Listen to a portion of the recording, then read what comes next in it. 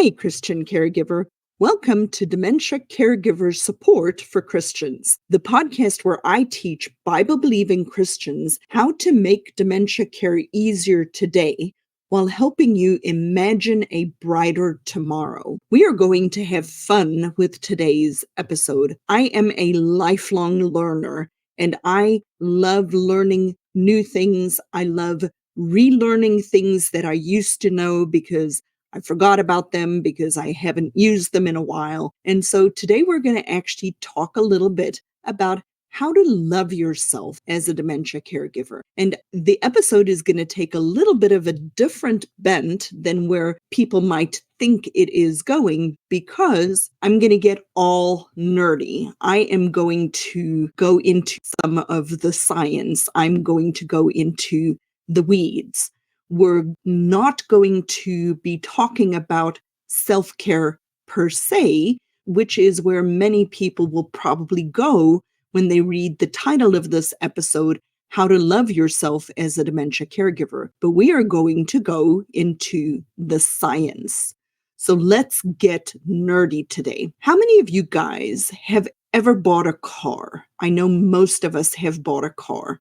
Whether it be a new car, an old model, it really doesn't make a difference. And then after you bought the car, all of a sudden, everywhere you go on the road, you see that particular car, that brand, that style, that car everywhere. It is all around. We've all had that experience, correct? Well, guess what? Those cars have always been there. You just didn't notice them. And the reason you didn't notice them is because your reticular activating system was filtering out that information because guess what? It wasn't relevant to you at that time. So what we're going to do today is we're going to look at what is the reticular activating system and how it actually relates to caregiving. Now, I know this is going to be a little bit more of an in-depth sciencey type of episode, but stick with me. It's really not that complicated. What is the RAS, the reticular activating system? So that's going to be the first point we're going to look at today. Well, the RAS is a complex network of nerve pathways in our brainstem, which is also known as the primitive brain. It's kind of like a computer running in the background that helps to integrate information, specifically sensory information. So in other words, what we see, what we hear, what we smell, what we touch. It helps to take all of the thousands and millions of pieces of information or data through our sensory information. It takes it and integrates it into our brain, and it also has an impact on how awake we are, our wakefulness, how much attention we're paying to certain things, our awareness of things. So that is what the RAS is, and it has specific functions. Here are the functions that the RAS has. The first one is it helps us with our awake-asleep cycle. So in other words, it decides, because it's part of our protection, it's there to protect our brain. It helps us decide what we should pay attention to or be alert for or not. So for example, if you are in a house and all of a sudden you smell smoke, your RAS system's going to kick it into overdrive and tell you, Houston, there's a problem. Something's wrong. You need to pay attention to it and get out of the building, right? It helps to decide whether or not we need to be awake or alert or get out of the situation that we're in. The second function that the RAS has is it helps to filter information. It is kind of like a sieve. It decides what is going to get through to our conscious brain. And so it will pay attention, ironically, to the things that you want to see because it's important to you. So it's a sieve. It will sift through the millions of pieces of data and information and sensory input that we get throughout the day, and it will pick out the information that you in particular, as a specific human on a specific place in a specific time, that you want to see, that's important to see. You will see what you want to see, what you believe to be true. It will help you find the supporting evidence you are looking for in order to help support you in your belief. So if you believe that it is easy to lose weight, you will find evidence all around you about how easy it is to lose weight. If you were in election cycle, the election is going to be next week. I'm recording this a couple of weeks before the election. If you believe one candidate to be X, Y, or Z, the reticular activating system will find evidence on the news, in newspapers, in conversations with people, for it will confirm, it will help you find the supporting evidence of what it is that you believe about that particular candidate. A different way for you to look at that is, the flip side of that is, if you believe that caregiving is going to be hard, or if you believe that dementia is devastating, or if you believe your family isn't supporting you in your caregiving journey, your RAS will help you find the evidence to support it. It will look for it. You will see it everywhere you go. It will look for the patterns, it will look for the behaviors that you believe to be difficult, or it will look for the patterns, or it will look for the behaviors in your family to support your belief that they are not supporting you. So the third part of the RAS system, what it does is it helps you to focus your attention. It helps you to pay attention and focus on things in your environment. So I want you to picture you're walking into a crowded conference room or the church or a situation where there are many people and lots of conversations. And I want you to picture a group of women standing a few feet away, and you're within hearing distance, but you're not necessarily, in the conversation. But the next minute they mention your name, and whoops, you are aware and you are listening to that conversation. Why? Because your RAS has been trained to know that your name is important to you and that is attached to you, and it will help you align with what your brain believes to be meaningful. So this is something that is very important for us when we are considering caregiving, when we're considering how to love ourselves as a dementia caregiver, because our brain will focus attention on what we deem to be important. And so if we have a goal for ourselves in our caregiving journey, that when our journey is complete, that we want to have a good relationship with our kids, with our grandchildren, if we want to be healthy enough to still travel, if we want to have all of these positive things in our future, we need to set goals for it, because it will actually help our reticular activating system focus on the things that will help us get there, because it has to be meaningful to me in order for me to do it. And when we set a goal for ourselves, it becomes meaningful to us for us to be able to achieve that goal. And so your brain will actually then start to look for opportunities to help you meet that goal. The fourth thing that the RAS does, or what functions it has, is it is significantly linked to motivation. And so it will help you by highlighting, because remember, it's a filter system, it's a sieve. The RAS will highlight what you value, it will highlight what you think about, and it will highlight what you emotionally connect with. So let's unpack that for a minute. If you value your relationship with the person that you are helping who lives with dementia, it will help you to find opportunities. It will look for the opportunities to help you maintain that relationship that you value. It will help you by motivation related to what it is that you're thinking about, right? So if you're thinking that caregiving is going to be difficult, that you're never going to get through this, that it is extremely stressful, that you are super overwhelmed, if those are the things that you are constantly thinking about, your RAS will highlight it because that's what you're motivated by.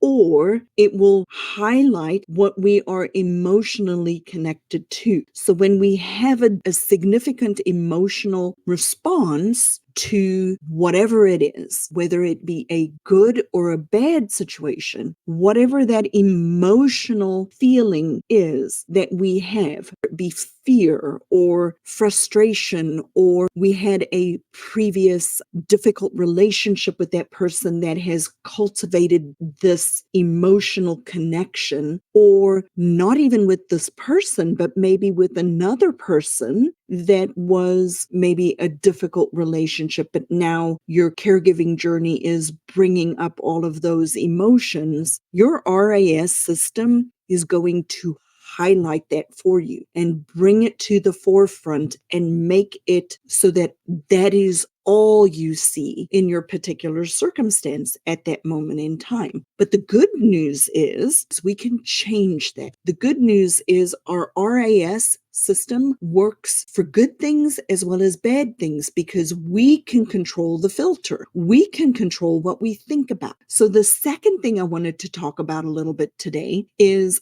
I don't know how many of you guys have seen this, but you can look for it on YouTube. There is a video out there. It's Not About the Nail. It is a short clip, and I want you to picture two people sitting on a couch, and the scene comes in where you can see a half of the woman's face. You can just see a part of her face, and she is saying, "I feel so much pressure. I just feel it. I feel it in my head, and I just don't know if it's ever going to stop. It's just so frustrating. It's so hard." And she's just talking about this pressure and how she's feeling it in her head. And then you hear a man's voice say to her, "You do know you have a nail in your head, right?" And she says to him, she's like, "It's not about the nail," right? So the reason I bring up that clip is, number one, it's super funny. So if you haven't seen it, go and watch it. But number two, it's not about the nail. Now, the nail in this particular situation is whatever event it is that we are remembering, what we have experienced. It is not the event itself. It is the meaning that we attach to the event. So I'll use myself as an example. For decades, I struggled significantly with the experience that I had in being in boarding school. Now, the reality of the matter is boarding school is boarding school. It's just a thing, right? It's just a place in time. But it was a period in my life that I attached a significant meaning to, that it was terrible, that I struggled, that I couldn't cope, that it was like decimating. It was a decimating experience in my life, but I was the one who attached the meaning to that event. And so I was always responding the same way when thinking about it, when talking about it. I couldn't have a conversation without bawling my eyes out, without saying things like, "How could my parents do this to me? Why did they desert us? Why were we put in boarding school?" It wasn't the event of being in boarding school. It was the meaning that I attached to the event in boarding school. But guess what? We can control the meaning that we attach to the circumstance. And so I was able to take a lot of time and really hard work and work through the fact that that meaning that I attached to boarding school was not true, and how I was able to reframe it for myself and teach myself with lots of prayer, with lots of good counsel from pastors, that that particular event, boarding school, was for my good and for God's glory, that that particular event has created me into the person that I'm supposed to be: compassionate, kind, loving, strong, resilient, child of God, redeemed by Him. And so when I changed the meaning of that event, it changed my life, because now I recognize it for exactly what it is. The Lord put that particular difficult providence, for sure, in my life because it was for my good and for His glory. 30 plus years later, I graduated high school in 1987, so you do the math. I am now able to glorify God and enjoy Him forever and tell you the story of how the Lord used boarding school for my sanctification, and in this conversation for His glory. So you can reframe the meaning behind the event. It's not about the nail. It's not about boarding school. It's not about dementia. It's not about caregiving. It's the meaning you attach to that specific event. So the third thing we're going to talk about briefly is you can teach yourself to be an observer of your thoughts. I just want to tell you, and I know this is probably difficult for a lot of us to necessarily believe, but we can control our thoughts. We are not what we think. Our thoughts are, we have thousands and thousands and thousands of thoughts per second, not even per minute, per day, per second. And we are not even aware of a lot of our thoughts, right? But we can observe our thoughts, and we are commanded to think God's thoughts after Him, which means we can stop and ask ourselves, what do I think about dementia? What do I think about my caregiving? What do I think about my relationship with my husband, with my wife? What do I think about my ability to control my thoughts? You know, God, Jesus talks about the fact that adultery in the Bible is spoken of as not necessarily only the physical act of, but once we have had that thought, that we have already committed adultery, right? But we are also taught that we can turn away from those thoughts. We can turn to God. We can repent of a sinful thought. It was still sin, but we didn't act out on it, right? But we can turn away from what it is that we are thinking. You can observe your thoughts, and you can control what you think about dementia. Do you think that it is hard, unpredictable, difficult to manage, difficult to navigate? Then guess what? Your reticular activating system will find proof that it is hard, unpredictable, difficult to navigate. But you are, dear Christian caregiver, bigger than your thoughts. And guess what? You don't have to believe them. You do not have to believe your thoughts.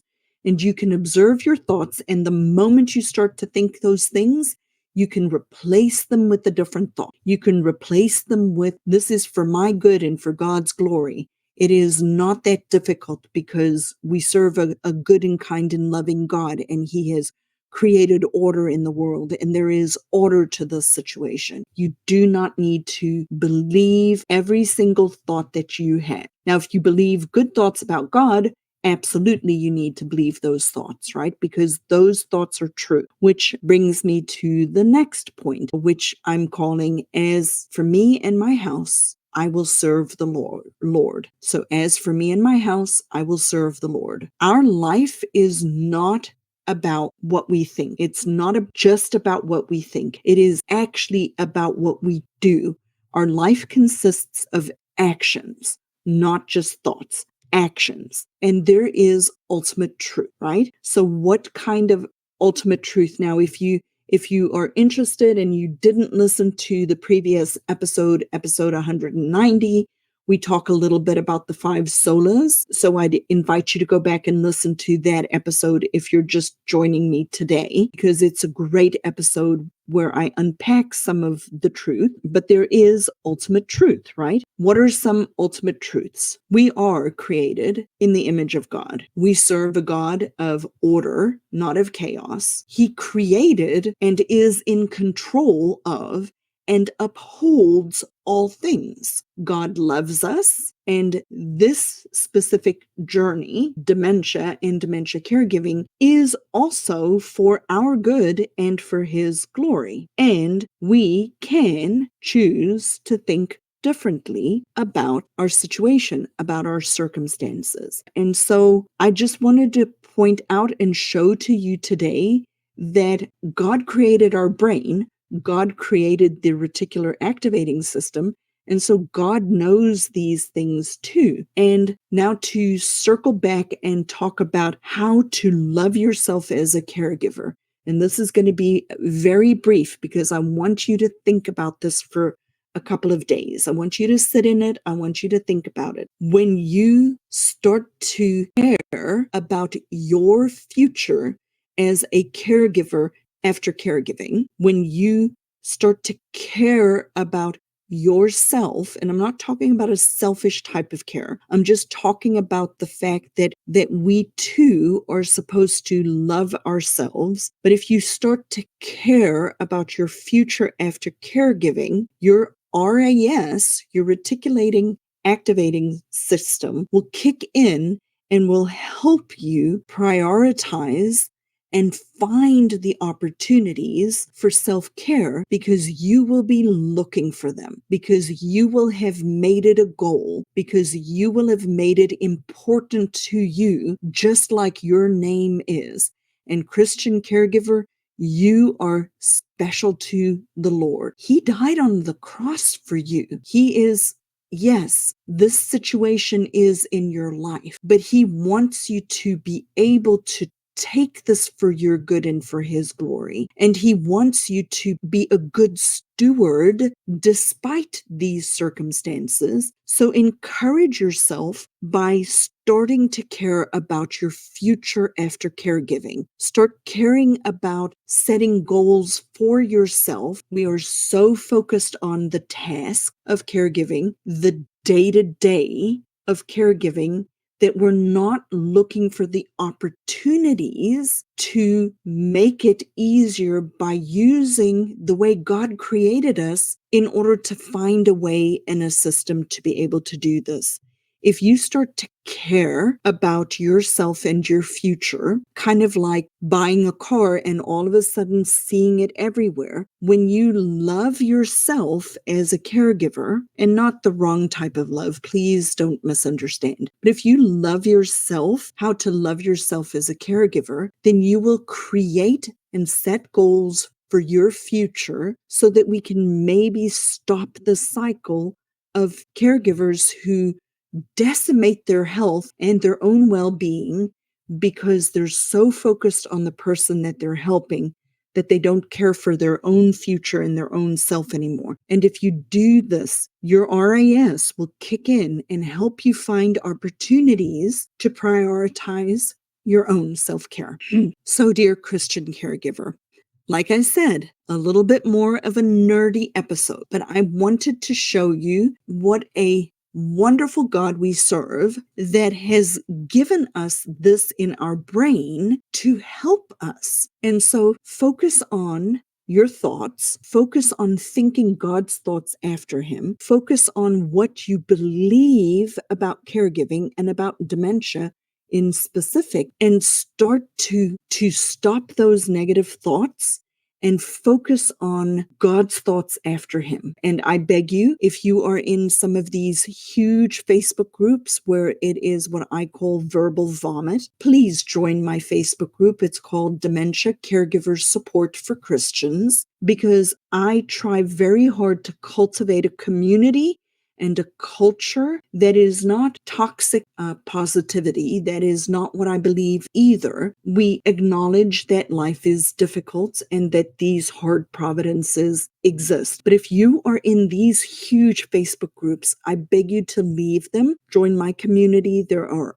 other Christian caregiving communities. Please, all you will ever see if you stay in those communities is the doom and gloom and woe is me. So I invite you to join my Facebook group, Dementia Caregivers Support for Christians. And as I end all of my episodes, may the Lord bless you and keep you. And I hope that you will share these episodes with other people. If you're on Apple Podcasts, please leave me a review. Let me know what you like and what you don't like. But I'm here to serve you. I want to serve you and help you see God's beautiful world and His glory in a different way through your dementia caregiving journey. And I will see you guys next episode.